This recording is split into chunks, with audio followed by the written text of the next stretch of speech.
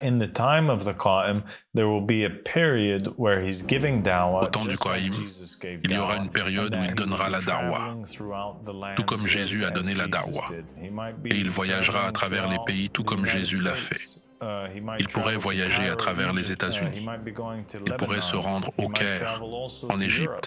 And so Il va you peut-être will au find Liban. that the Qa'im Il pourrait and également his voyager en companions Europe. are Et constantly ainsi vous constaterez que le traveling Qa'im because they voyage are all constamment, practicing a car ils lost pratiquent tous une but partie perdue mais resurrected part ressuscitée of de the la jurisprudence, and that is et the c'est la jurisprudence of de Jesus. Jésus.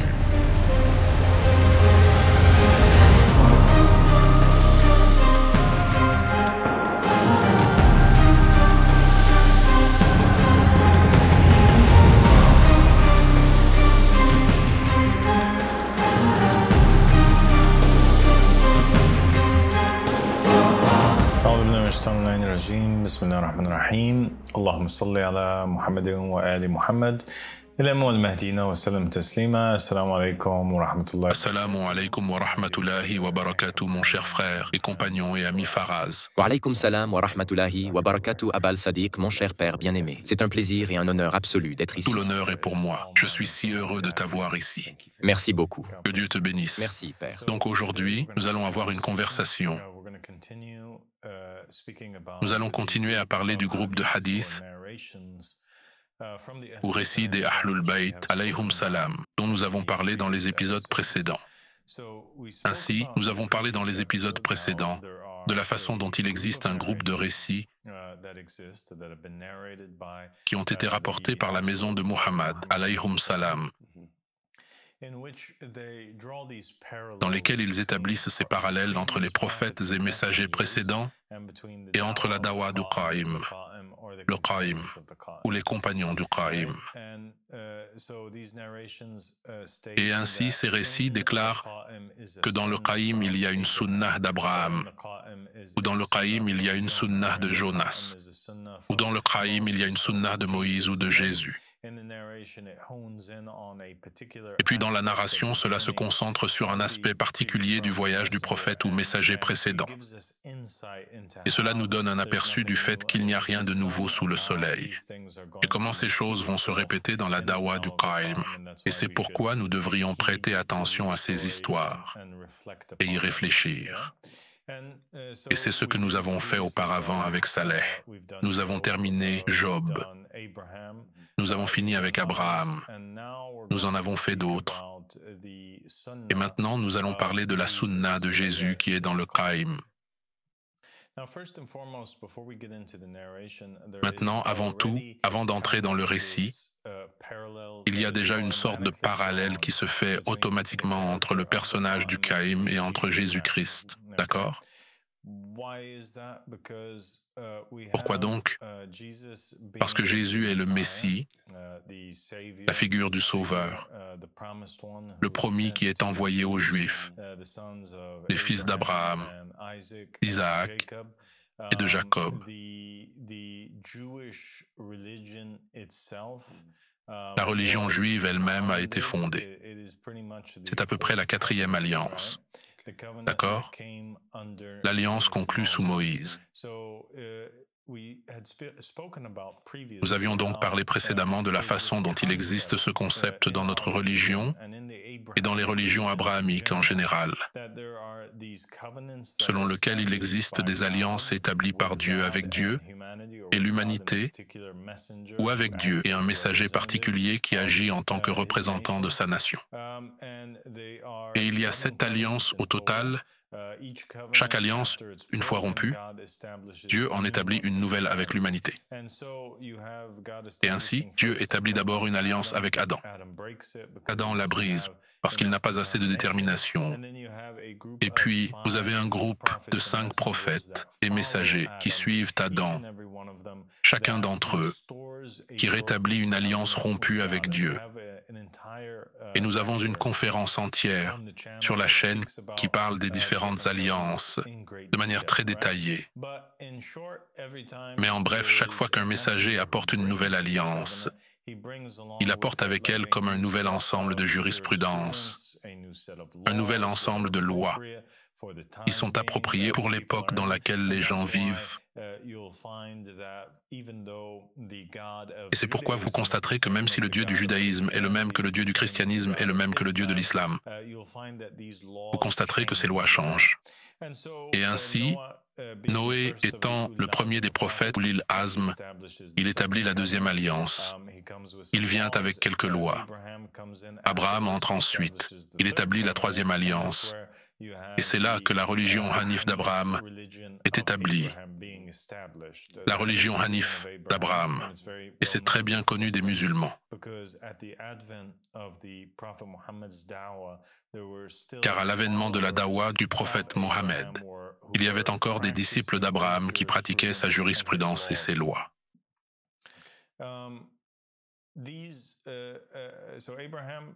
Donc Abraham, après lui vient Moïse. Moïse est celui qui propose les lois qui établissent ce que nous appelons aujourd'hui le judaïsme. D'accord? Voilà donc Moïse. Il établit une alliance avec Dieu. Il établit la religion connue sous le nom de judaïsme. Il apporte sa propre jurisprudence.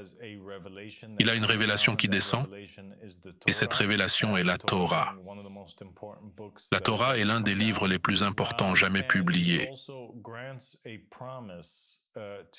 Et il accorde également à son peuple la promesse de la venue d'une figure messianique, d'un sauveur, qui viendra à la fin de la période de cette alliance, où le peuple avait rompu l'alliance avec Dieu, rompu l'alliance judaïque, rompu l'alliance mosaïque. Et il promet qu'il y aura un sauveur qui viendra à ce moment-là. Il insiste là-dessus. Il dit que ce sauveur est envoyé au Bani Israël, et que cette figure de sauveur, tout le monde devrait le suivre, car lorsque tout le monde rompra l'alliance, ce sera lui qui établira une nouvelle alliance avec Dieu. La même chose se produit exactement dans l'islam. Ainsi, après que Jésus soit venu et ait établi son alliance, Mohammed vient et établit une nouvelle alliance lorsque les chrétiens rompent leur alliance avec Dieu. Mohammed est considéré comme une sorte de parallèle avec Moïse. Il est considéré comme une deuxième figure de type mosaïque. Il est considéré comme un Moïse envoyé vers les Arabes après que les Israélites ont rompu leur alliance. Et Mohammed, tout comme Moïse, vient avec un livre. D'accord? Il vient avec le Coran, qui ressemble à la Torah. Il vient avec une nouvelle jurisprudence, et où une révélation d'Allah, subhanahu wa ta'ala. Et lui aussi, comme Moïse, donne des prophéties aux musulmans selon lesquelles eux aussi suivront pas à pas les traces des chrétiens et des juifs, à tel point que s'ils tombent dans le trou du lézard, les musulmans feront de même. Il leur parle d'une époque où les musulmans s'égareraient. Leurs mosquées, lieux de culte, seraient vides de guidance. Il leur dit que du Coran, il n'en restera plus rien à part son dessin. Les gens ne le comprendront pas. Et il leur dit qu'il y aura des musulmans qui se feront simplement appeler par le nom de musulmans. Mais ils en sont très éloignés. Il décrit donc clairement une époque où l'alliance avec Dieu, l'islam et la religion sont rompus. Et puis il leur promet qu'il y aurait un ressuscitateur, une figure de sauveur, qui servirait en quelque sorte de second Jésus, n'est-ce pas? Ou un Jésus pour le monde. Tout comme un Jésus ou un Messie a été envoyé aux Israélites. Il y aura cette figure du Mahdi, il y aura ce Qaïm, cet homme qui se lève, qui sera envoyé de la famille de Muhammad, alayhum as-salam. D'accord? Il y a donc déjà un parallèle qui est fait entre Mohammed et Moïse, et un parallèle qui est fait entre le Qaïm et le Messie. Mais ce n'est pas tout. Et en réalité, il existe des récits des Ahlul Bayt, alayhum as-salam, qui appellent spécifiquement le Qaïm le sosie de Jésus. Voilà à quel point un parallèle est établi. On l'appelle le sosie de Jésus.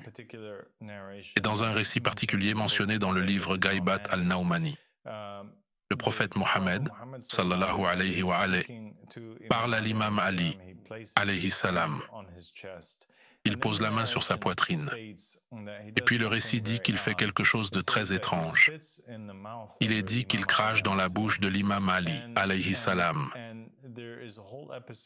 Et il y a tout un épisode que nous avons sur la chaîne qui explique comment les fluides ou la salive des prophètes et des messagers ont des pouvoirs particuliers. Et vous avez cela aussi dans le Nouveau Testament. Et tu as grandi avec ces croyances. N'est-ce pas, Faraz, où Jésus crachait par exemple dans ses mains ou mélangeait sa salive avec de l'argile, et puis il serait capable de créer des oiseaux. Ou encore, par exemple, il serait capable de guérir un aveugle, etc. Ou de ramener une oreille coupée par le couteau. Et c'est ainsi qu'il crache dans la bouche de l'imam Ali, alayhi salam, et il commence à faire une doua pour lui. Et il demande à Dieu d'accorder à l'imam Ali tous ces traits et qualités qui ont été donnés aux prophètes et messagers précédents. Et il dit, Dieu, accorde-lui la patience de Job, et accorde-lui ceci de la part de David, et accorde-lui ceci de la part de Salomon, et accorde-lui ceci de la part d'Abraham, et accorde-lui cela de la part d'Adam, etc. Et puis le récit dit, et accorde-lui parmi ses descendants le sosie de Jésus. D'accord? Et évidemment, cela fait référence au Qaïm.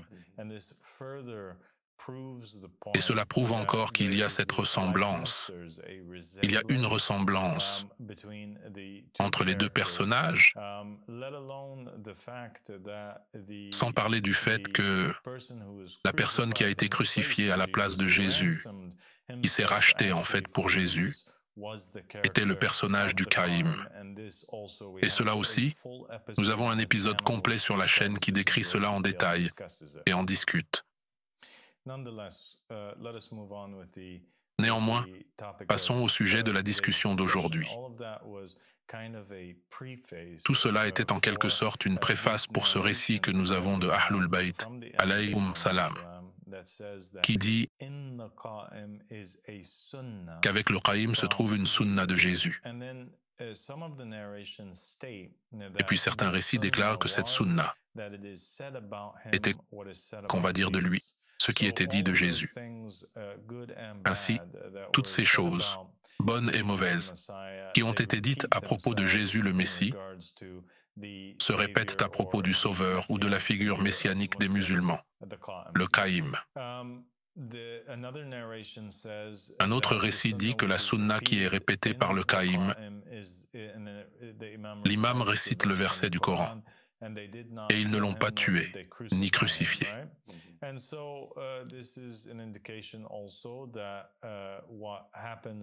Et donc cela indique aussi que ce qui arrive à Jésus peut être vers la fin de sa vie, et ce qui se répète en ce qui concerne le Qaïm. Mais le plus intéressant de ces récits qui parlent d'une chose spécifique qui se répète avec le Qaïm est lorsque le narrateur dit qu'il s'agit du tourisme, al-siyaha. Il y a une sunna qui se répète dans le Qaïm, et c'est al-siyaha. Al-siyaha est un mot arabe. C'est un terme qui signifie tourisme, un type spécifique de tourisme. Cela signifie qu'il s'agit d'un tourisme qui consiste à parcourir les terres dans un but de plaisir ou de découverte. D'accord. Et c'est quelque chose qui est bien connu du Nouveau Testament. Quand nous y retournons et que nous regardons, nous constatons que Jésus voyage beaucoup tout au long du Nouveau Testament. Il ne reste pas dans un endroit particulier. Il voyage de Nazareth en Galilée, de Capharnaüm à Samarie. Il est partout. Il voyage dans toute la Judée, dans le Nouveau Testament. Il ne reste pas à un endroit précis, ni ses compagnons. En fait, lorsqu'un des personnages de la Bible rencontre Jésus et souhaite être l'un de ses disciples, il lui impose de vendre tous ses biens et de se déraciner de la ville dans laquelle ils se trouvent. Correct? La vie dans laquelle ils se trouvent et qu'ils le suivent. Vous vous souvenez donc de l'incident avec l'homme riche.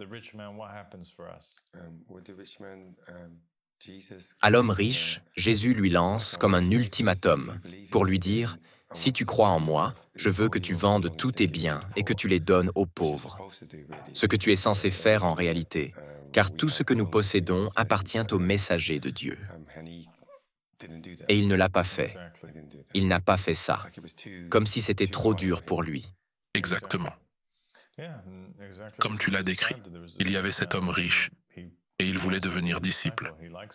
Il aime ça. Il pense que Jésus est magnifique. Il croit en lui. Mais Jésus dit, « Si tu veux me suivre, alors tu dois vendre tous tes biens et me suivre. » Et il ne reste pas au même endroit. Il voyage. Il ne s'agit donc pas seulement de vendre la propriété, mais en réalité, le gars doit maintenant déraciner sa vie et suivre Jésus, devenir un touriste comme lui, voyageant dans toute la Judée. L'homme trouve cela extrêmement difficile à faire. Et c'est à ce moment-là que Jésus prononce les paroles célèbres, selon lesquelles il est plus facile à un chameau de passer par le trou d'une aiguille qu'à un homme riche d'entrer dans les royaumes des cieux, n'est-ce pas? Et oui, c'est donc un point intéressant que nous avons là. Et lorsque nous examinons les récits de Mohammed et de la famille de Mohammed, alayhum salam, nous constatons qu'il existe un récit écrit qui dit que le prophète Mohammed, sallallahu alayhi wa alayhi, a dit que le tourisme de sa nation était le jeûne.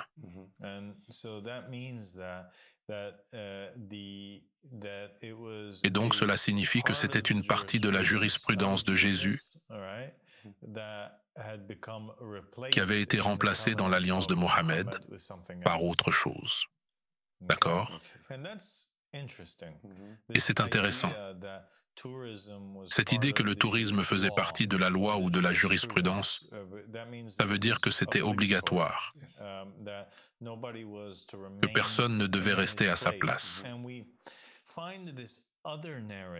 Et nous trouvons que cette autre narration est probablement l'une des narrations les plus intéressantes et les plus importantes dont nous avons discuté jusqu'à présent sur la chaîne. Ce récit déclare que il commence par Abba Abdullah, alayhi salam, déclarant que Jésus, que la paix soit sur lui, dans le cadre de sa jurisprudence, il y avait le tourisme. Il voyageait partout. Nous avons donc maintenant la confirmation d'un imam des Ahlul Bayt, alayhum salam, que voyager était une obligation. Cela faisait partie de la loi avec laquelle Jésus était venu, tout comme cela faisait partie de la loi avec laquelle Mohammed était venu, que vous priez ou que vous jeûniez. C'était une obligation pour les croyants de l'alliance jésuite de se déplacer à travers le pays. Et c'est exactement aussi ce que vous voyez dans le Nouveau Testament se produire avec les disciples de Jésus tout au long de sa vie. Et même après l'événement de la crucifixion, ils voyagent aux quatre coins de la terre. Ils vont à Constantinople, à Rome, en Afrique, en Inde, et chacun d'entre eux est martyrisé dans un endroit ou un autre. Cette idée de voyager est donc bien une obligation et fait partie de la jurisprudence. Et donc le récit dit que cela faisait partie de la jurisprudence et qu'il y avait ce petit homme au temps de Jésus qui l'accompagnait toujours. Toujours. Et un jour, Jésus s'approche de cette mer, de ce plan d'eau. Et Jésus dit « Au nom d'Allah », avec une certaine certitude de sa part qui était correcte, le bon type de certitude. Et il avance sur l'eau. Et puis le compagnon regarde Jésus faire cela. Et il décide que lui aussi aimerait essayer. Et le récit déclare que lui aussi dit « Bismillah » avec le bon type de certitude et qu'il marche sur l'eau. Puis le récit raconte que pendant qu'ils étaient tous les deux debout sur l'eau, le compagnon regarde Jésus et il se dit, « Voilà Jésus, le fils de Marie, le Messie. Et il est debout sur l'eau et il est capable de marcher dessus. Et me voici en train de marcher sur l'eau. Je suis capable de me tenir debout dessus.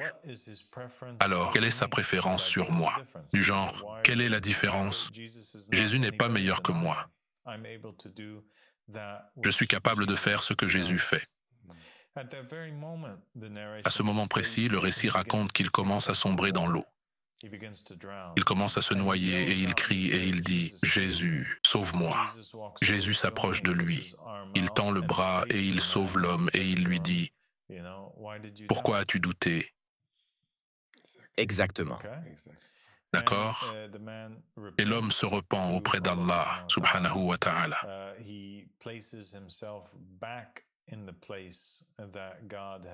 Il se remet à la place dans laquelle Dieu l'avait placé au lieu d'essayer de s'approprier quelque chose qui ne lui appartenait pas, et Dieu lui a pardonné.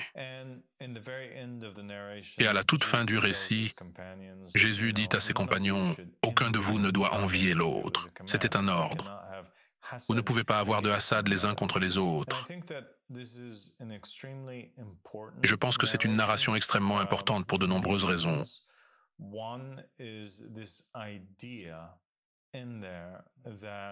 L'une d'entre elles est l'idée selon laquelle le tourisme faisait partie de la jurisprudence. Parce qu'il est mentionné dans l'autre récit que c'est ce tourisme qui se répète comme une sunna dans le Qaïm. Cela signifie qu'il y a cette jurisprudence qui a été établie par Jésus sous son alliance et qui a été remplacée dans l'islam qui est rétabli et devient une obligation à l'époque du Qaïm, et que le Qaïm pratiquera cette charia, accomplissant ainsi certains des autres récits, qui déclare que le Qaïm travaillera une fois par la jurisprudence de David, ou par Salomon, ou travaillera par la jurisprudence d'Abraham, ou il travaillera par la jurisprudence de Moïse, ou de Jésus, et que chaque fois qu'il travaillera par l'une de ces jurisprudences, les gens s'y opposent, ses compagnons s'y opposent. Il existe de nombreux récits qui parlent de cette idée, selon laquelle le Qaïm donne la vie, qu'il est le muhyi de la charia. C'est lui qui donne vie à la jurisprudence parce qu'il fait revivre. Il fait venir, il ressuscite, n'est-ce pas? Les différentes jurisprudences qui ne sont plus pratiquées. Et c'est pourquoi vous pouvez également vous attendre à ce que la dawa du Qaïm, vous pouvez le dire rien que par cette narration, qu'au temps du Qaïm, il y aura une période où il donnera la dawa, tout comme Jésus a donné la dawa, et qu'il le voyagera à travers les pays tout comme Jésus l'a fait. Sauf que Jésus, à son époque, voyageait à travers la Judée et certaines parties du Liban. Le Qaïm pourrait voyager à travers les États-Unis. Il pourrait voyager à travers la Floride, Daytona Beach, Bettendorf, Iowa, Peoria, Illinois, Chicago, Illinois, Indianapolis, Mooresville, Indiana. Il se rendra peut-être à Las Vegas et à Reno, dans le Nevada. Il ira peut-être à Hollywood, en Californie. Il pourrait ensuite se rendre au Koweït. Il pourrait se rendre au Caire, en Égypte, et parcourir le pays à pied jusqu'à atteindre l'extrême sud du Nil, jusqu'à Luxor et à Assouan. Il voyage peut-être en bateau dans la mer du Soudan. Il se rendra peut-être aux Émirats arabes unis. Il pourrait se rendre au Liban et visiter Beyrouth, Baalbek, Binjbeil et Cana.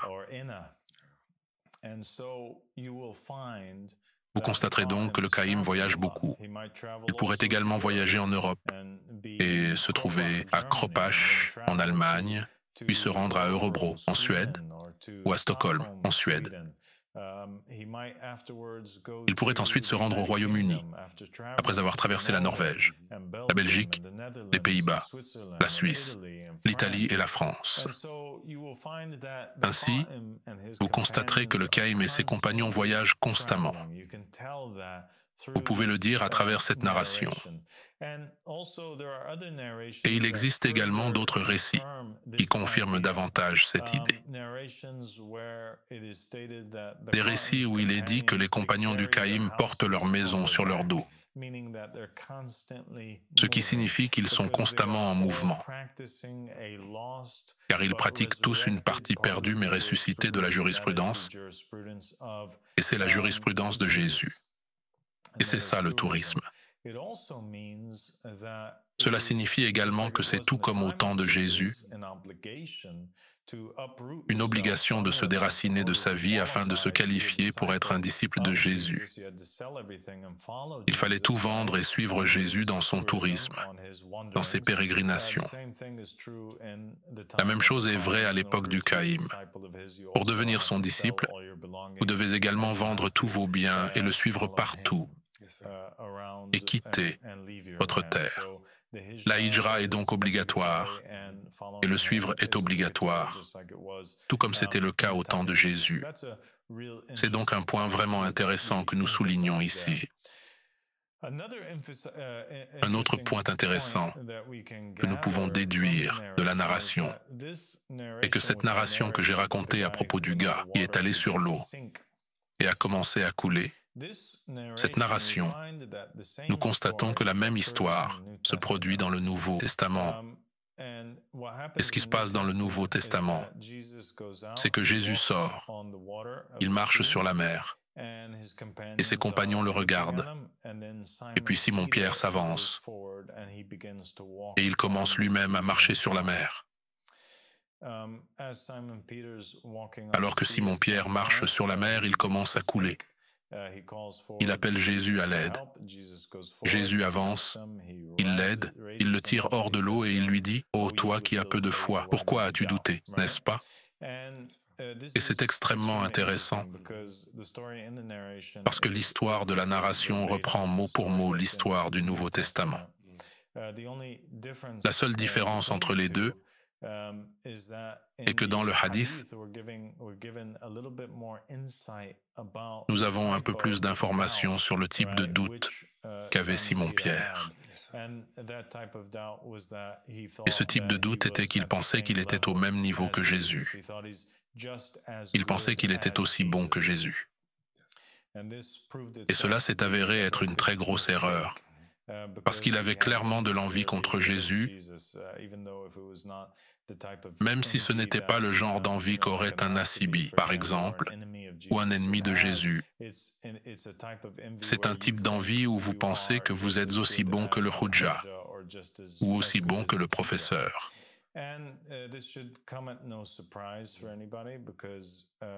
Et cela ne devrait surprendre personne, car Jésus a surpris dans le Nouveau Testament Simon-Pierre, essayant de lui parler à des moments particuliers. Et il lui dit à un moment donné de se taire. Il leur dit « Silence, Satan ». Et il les appelle ainsi. Vous vous en souvenez du Nouveau Testament. Il y a donc ces défauts de Simon-Pierre qui sont établis tout au long du Nouveau Testament.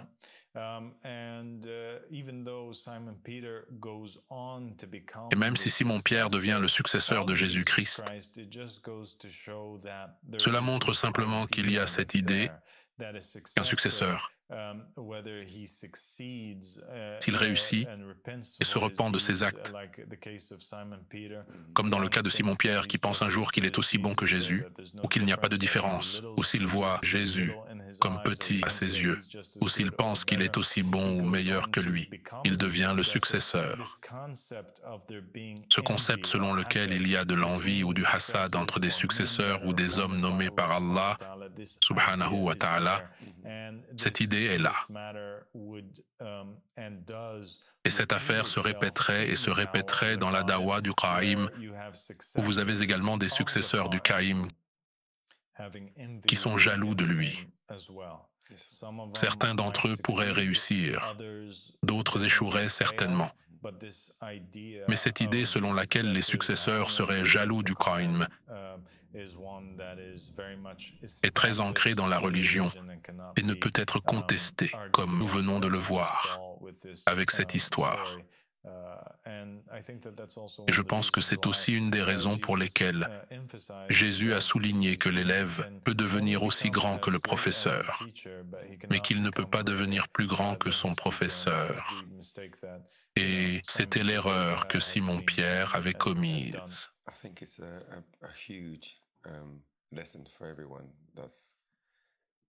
Je pense que c'est une énorme leçon pour tout le monde de regarder ces histoires et de voir comment ils ont cru au messager d'Allah, mais n'ont pas cru à ses décisions.